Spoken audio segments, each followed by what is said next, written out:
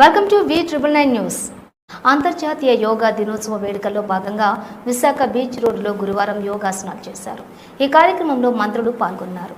ప్రతిరోజు యోగా చేయటం వల్ల ఆరోగ్యంగా ఉంటామని పేర్కొన్నారు. శాసనసభ్యులతో పాటు ప్రిన్సిపల్ సెక్రటరీస్, స్పెషల్ సిఎస్ దాటి అధికారులతో వచ్చారు. కేంద్రం నుంచి కూడా ఆయుష్ శాఖ కార్యదర్శి గారు కూడా వచ్చారంటే ఈ కార్యక్రమానికి కేంద్ర రాష్ట్ర ప్రభుత్వాలు ఎంత ప్రాధాన్యత ఇస్తున్నాయి, ప్రజల్లో ఆరోగ్యం పట్ల అవగాహన, వారి యొక్క శ్రద్ధ పెంచాలనే లక్ష్యంతో ఈ కార్యక్రమాన్ని తీసుకోవడం జరిగింది. పెద్దలు సత్యకుమార్ యాదవ్ గారు చెప్పినట్లు లక్ష్యానికి మించి అందరూ కూడా రిజిస్టర్ చేసుకున్నారు. ఒక విశాఖ నగరంలో మనం 5 లక్షల టార్గెట్ అనుకుంటే 9 లక్షల మంది వరకు రిజిస్ట్రేషన్ చేసుకున్నారంటే ఎంత పెద్ద ఎత్తున చైతన్యవంతంగా మనం ఒక్కసారి ఆలోచించుకోవాలి. అందరూ కూడా యోగాని జీవితంలో భాగస్వాములు చేయాలి. కౌంట్ డౌన్ దగ్గరకు వచ్చేసింది. ఇంకా 2 రోజులు ఎల్లుండి ఈ సమయానికి ప్రధానమంత్రి గారు, ముఖ్యమంత్రి గారు, ఉప ముఖ్యమంత్రి గారు కూడా ఈ యోగా కార్యక్రమాన్ని విజయవంతంగా పూర్తి చేసుకొని ఒక సరికొత్త రికార్డుని ఈ సాగర తీరం వేదిక కాబోతున్నందుకు విశాఖ ప్రజలందరూ తప్పనిసరిగా పార్టిసిపేట్ చేయాలి. రాష్ట్ర ప్రజలందరూ కూడా ఈ కార్యక్రమంలో 2 కోట్ల మంది భాగస్వాములుగా మనకు అందించిన అద్భుత వారసత్వ సంపద యోగా.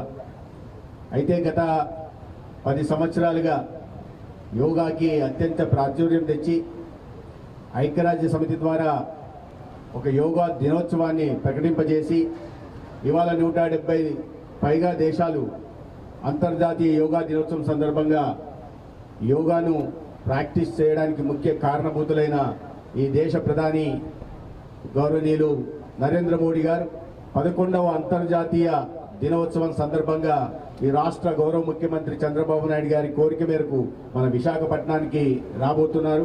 ఒక అద్భుతమైన యోగా ప్రదర్శనకి విశాఖపట్నం వేదిక కానుంది.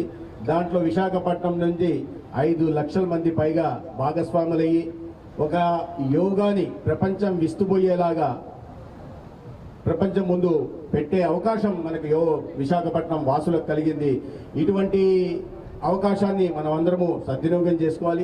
దీంట్లో భాగంగానే గత నెల రోజులుగా అనేక కార్యక్రమాల్ని రాష్ట్ర వ్యాప్తంగా నిర్వహిస్తున్నాం. అది థీమ్ బేస్డ్ యోగా కావచ్చు, లేదా మన ఆధ్యాత్మిక కేంద్రాలు కానీ, లేదా టూరిజం డెస్టినేషన్స్ కానీ, లేదా ప్లేసెస్ ఆఫ్ హిస్టారికల్ ఇంపార్టెన్స్ కానీ అనేక ప్రాంతాల్లో కూడా యోగాని మనం పాటిస్తూ యోగాని చేస్తూ ఈ రాష్ట్రంలో దాదాపు 2 కోట్ల మందిని భాగస్వాములు చేస్తూ కొన్ని రోజులుగా మనం చేస్తున్నాం.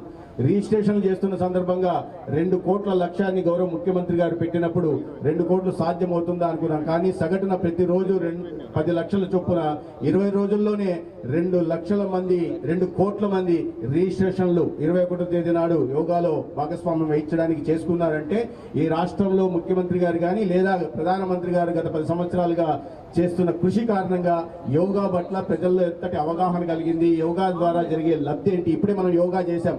ఒక్కొక్క ఆసనం మన శరీరంలోని 2-3 భాగాలని, అవయవాల్ని ఉత్తేజితం చేస్తుంది. కేవలం శారీరక ఆరోగ్యమే కాకుండా మానసిక వికాసానికి కూడా తోడ్పడుతుంది. ఇవాళ మారిన పరిస్థితుల్లో అనేక మానసిక రుగ్మతలు లోనవుతున్న నేపథ్యంలో చిన్న పిల్లలకి ఈ యోగాని ప్రాక్టీస్ చేయడం ద్వారా, ప్రాణాయామం నేర్పించడం ద్వారా వారిలో ఆ ఒత్తిడి తగ్గి ఏకాగ్రత పెరుగుతుంది. తద్వారా చదువు మీద ధ్యాస పెట్టగలరు. అదే యువతలో కూడా ఒక ఆత్మవిశ్వాసం పొందుతుంది. వయసు పెరిగిన వారిలో ఒక ఆరోగ్యకరమైన వాతావరణంలో వారు ఉండడానికి అవకాశం ఉంటుంది. యోగా అనేది కేవలం ఈ నెల రోజులుగా ఇటువంటి పెద్ద ఎత్తున ఇంతటి ప్రతిష్టాత్మకంగా యోగా దినోత్సవాన్ని నిర్వహించడానికి ప్రధాన కారణం ఏంటంటే యోగా అనేది ఏదో ఒక రోజు యోగా దినోత్సవం నాడు మాత్రమే జరుపుకొని తర్వాత మర్చిపోవడం కాదు. మన దైనందిక జీవితంలో దీన్ని ఏ రకంగా మనం తింటామో, ఏ రకంగా పడుకుంటామో, ఏ రకంగా కార్యాలయానికి వెళ్తామో, ఏ రకంగా టీవీ చూస్తామో ఆ రకంగా ప్రతిరోజు యోగా కోసం 1 గంట సమయాన్ని ఇస్తే అనారోగ్యం బారిన పడకుండా జాగ్రత్తలు తీసుకోవడం అవకాశం ఉంటుంది. ముఖ్యమంత్రి గారు ఎప్పుడు చెప్తుంటారు, క్యూరేటివ్ మెజర్స్ కన్నా ప్రివెంటివ్ మెజర్స్ తీసుకోవాలని. అనారోగ్యం బారిన పడిన తర్వాత, ఆరోగ్యం చెడిపోయిన తర్వాత దానికి చికిత్స అందించడం కన్నా ఆ ఆరోగ్యాన్ని కాపాడుకుంటూ అనారోగ్యం మన దరిదాపులకు రాకుండా చూసుకోవాల్సిన బాధ్యత వ్యక్తిగతంగా మన అందరికీ ఉంది. కుటుంబంలో మన కుటుంబ సభ్యులను కూడా చూసుకోవాల్సిన బాధ్యత కూడా మన అందరికీ ఉంది.